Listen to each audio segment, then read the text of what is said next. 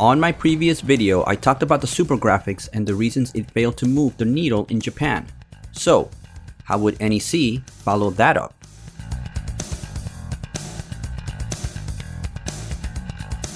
The PCFX started as far back as 1990, but it wasn't until 1992 that Hudson Soft introduced the HUC62 system at a Hudson 20th anniversary event. This board housed 5 custom-made chips by Hudson, with the HUC62-320 being at the heart of it all. Now, without going into all the details, this new system was made to enhance video and animation playback when compared to other systems of that time. In short, it was meant to be the multimedia powerhouse when the CD medium and all its capabilities were still young, and FMV was still thought to be the next gaming evolution. When the system was shown, it had somewhat very impressive 3D capabilities for that time, but the FMV playback features were eye-popping when compared to the closest comparable system on the console market, which was the Mega Drive/Sega CD. This board/system would be called Tetsujene, which stood for Iron Man. But Hudson needed a manufacturer to make the system an actual reality, and once again, NEC came to the rescue.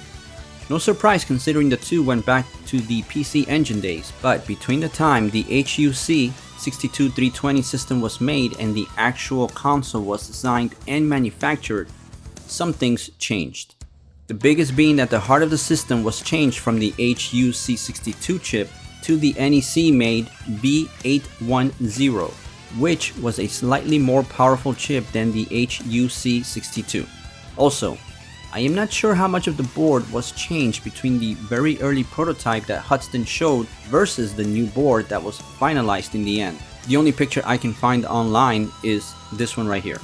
The original board had the HUC62-320 working in conjunction with 5 other processors that would all handle different tasks such as sound and special effects, to name a few. The Wikipedia page says that the board was redesigned and brought the chip count down to 1, but if you look at the PCFX board, I can still see multiple chips on it. But between 1992 and 1993, the industry was caught in a rapid whirlwind of changes, with many new technologies being showcased and experimented with. Sega, in that same year that the Hudson system was shown, 1992, released the CD add-on for their 16-bit console that would compete with the PC Engine/TurboGrafx CD. But on top of that, Sega would release the 3D Model 1 arcade board, which would revolutionize the industry and spearhead the evolution to 3D polygons.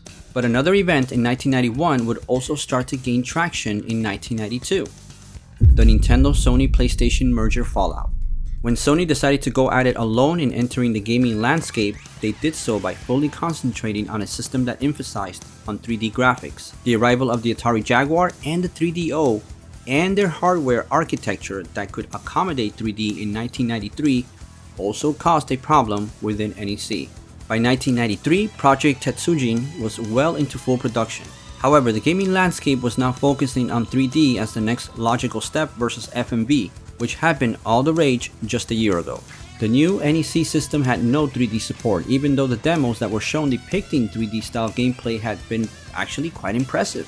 My guess here, and please, this is only me speculating, so don't take it as actual fact, is that the architecture and chips needed to support 3D and those types of graphics would be too costly, with NEC and Hudson deciding to omit them from the final architecture, since FMV was still hot during the initial time period that the Tetsujene board was shown off.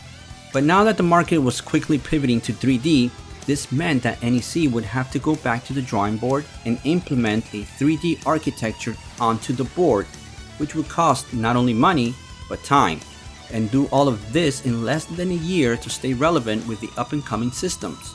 They clearly did not do that. Instead, they doubled down on the FMV craze in the hopes that it would stay popular even among the new 3D polygon look of the new games that will be coming down the road. They bumped up some features on the board, although based on this interview from Edge magazine in May of 1994, they don't specifically say which components were bumped up. They also bring attention to the fact that there is no polygon support on the board at all. Project Tetsujene will become Project FX towards the end, as all the components and marketing strategies fell into place. The tower design was implemented as a means to allow for future expansion cards to be added for enhanced functionality, which I'm going to get into shortly. NEC also placed composite video and S-video outports for TV connections, and most importantly, and I can't stress this enough, someone at the company finally realized that putting 2 controller ports on a console was possible. Yes, it was possible. Thank you, NEC. Oh hell guys, it took you long enough. The system will come with a 2-speed CD-ROM drive and 1 controller, but no packing game. The front casing had 3 slots for memory expansion, memory card, and for some accessories I will get into shortly. The PCFX will be released at the very end of 1994 during the same holiday season that the PlayStation and Saturn were launched. Big mistake! Good one there, NEC. The console was seen as an overpriced and underpowered machine when compared to the PlayStation and the Saturn.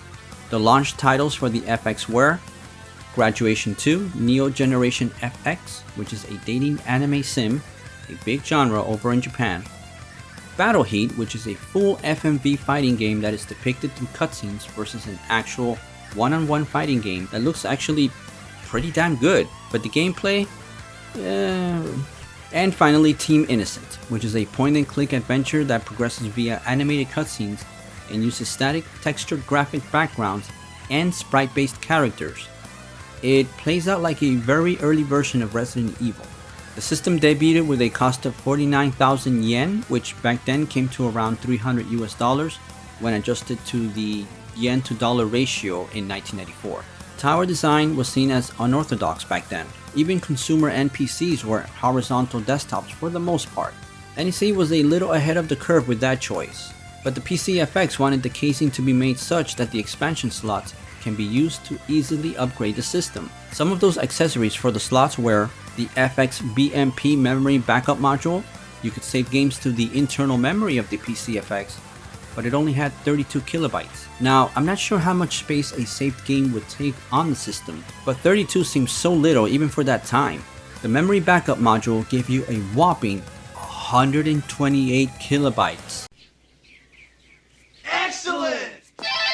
But for this module, you needed 2 AAA batteries for it to work. Bogus. According to some websites, if the internal memory is full, then some games would not even start. So this module right here, if you had a lot of games and you like to save a lot, you needed it. Next up is the SCSI adapter. Now this one is useful if you owned a PC-98, which were a lineup of computers made by NEC in Japan, and you needed to use the PCFX as an external drive. Then you would use the adapter for this functionality. I guess the only reason to use it is if your PC had no CD-ROM drive. You know what? I'm not sure. Someone out there correct me, please. Next up is the PCFX GA. Now this card right here does not connect to the PCFX console, but rather you insert it into your PC-98 ISA slot or C-bus interface. Since the brackets on the ISA casings were not evenly set with the card, you had to get this boxed extension that connected via a 34-pin cable and sat outside your case to power the card. Yeah, that it needed its own power supply. Basically, this card was the PCFX on a single small ISA card. Plus, it also incorporated a 3D chip that was not present on the PCFX console. There was also the PCFX GA-IF, which did not have the 3D chip, so that one was basically a PCFX console with no 3D capability. The FXGA ISA card required a special version of DOS as well. The V in the title indicates that card places DOS in VGA mode, since Japanese kanji could not be properly displayed in regular DOS since it works in text mode, and so the card places you on VGA to display the characters. These cards came with software to help with homebrew development, which I think was an awesome option to have, but from what I read, the card was very difficult to set up and cumbersome to have running on your PC. This card was basically needed if you did not have a PC-98 but rather an IBM PC clone and you want to play PCFX on that computer. This card would allow you to do so. You can find this card online and is reminiscent of a very early time in the life of video graphic cards. but the life and exposure of the PCFX would be short and confined to within the Japanese border. NEC saw the poor reception that the TurboGrafx had on the US and European markets and decided to not try and bring that console over to the West due to the high cost. They had decided to market the PCFX not as a direct follow-up to the PC Engine, but as a higher tier console to be sold side by side with the PC Engine. And so the PCFX was marketed for a short time, taking aim at the FMV craze and the dating sim genre for the most part, while becoming sort of an underground option for homebrew developers, at least for those that could buy the card and set it up properly. And those games that were not dating sims relied so heavily on FMV for the most part and did not take full advantage of what the PCFX could do in terms of sprite work. This was due to NEC specifically ordering developers to play to the strength of the PCFX, which was video playback. Oh, before I forget, the PCFX GA card came with this game right here called Same Game. Yeah, it was called Same Game. It is a tech demo of the 3D capabilities that the card could perform with the 3D chip. It is a very light tech demo, and if you try and play it on a regular PCFX, it won't work. The console will be discontinued on February of 1998. This would lead NEC to finally exit the console market. All in all, PCFX sold around 300,000 units in total. Hey, at least it was better than the 75,000 that the SuperGrafx sold. It even had more games, 62 to be exact. Now here's a quick rundown of a few of those games.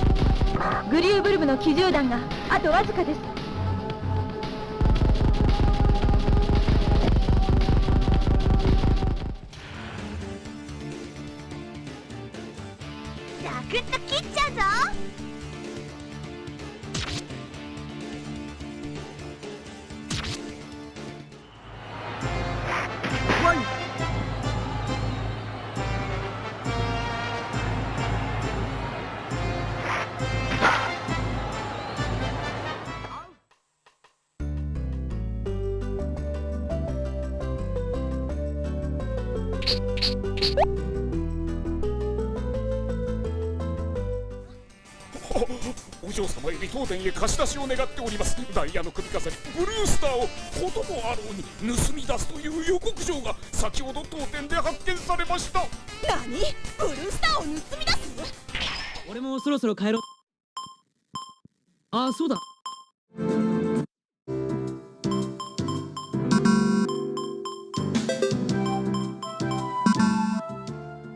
NEC took a huge gamble and went the FMV route. But I feel they kinda had no choice because they were too into production of that board by the time that 3D and all the craze started happening in the gaming industry. And they couldn't go back to the drawing board because that would have just cost too much money for the company. But that alone was not the problem. NEC instructed developers to rely heavily on fully animated cutscenes for their games. This meant that popular franchises like that of Bomberman, Adventure Island, and Bonk would never see the light of day on the FX unless they got heavily animated segments. Plus, the PCFX was supposed to be the higher end tier console. I am sure NEC decided not to make it backwards compatible since it was supposed to exist side by side with the PC Engine, and they did not want to cannibalize their own software on the PC Engine / Turbo Duo side. Which kinda makes sense from a business point of view, but why not just make very high-end franchise entries for those games on the PCFX and show fans that the next step up was that console and show off its features in that way?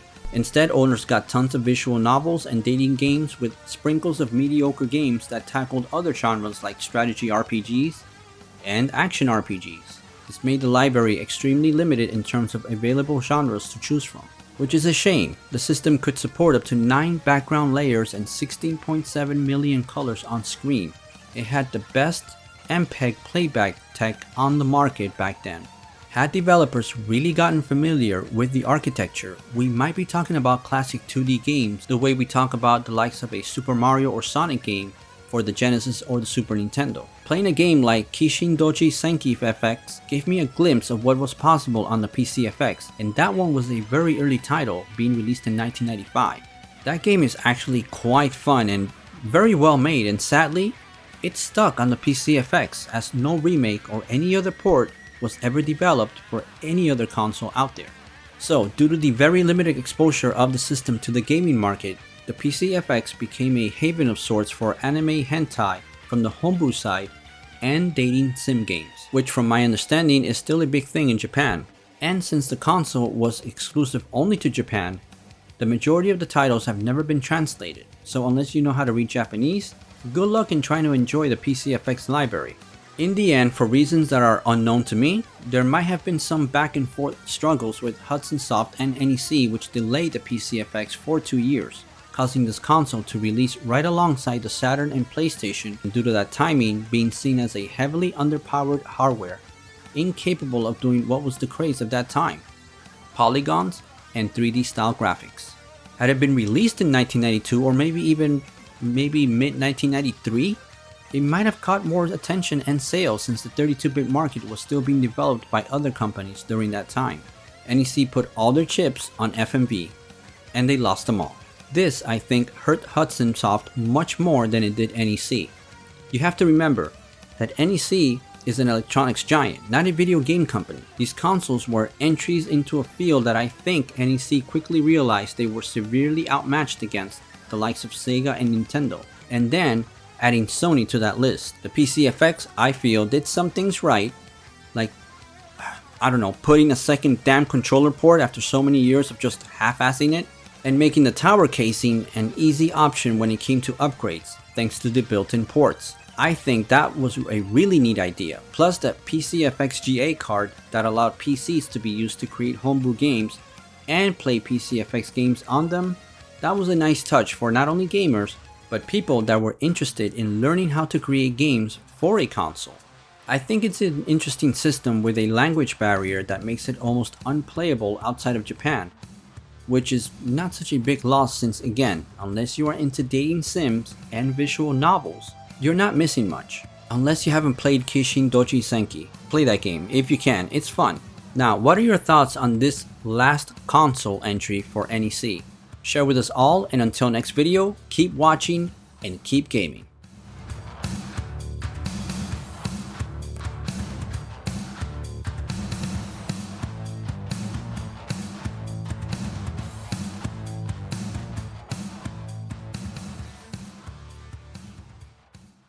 Big mistake!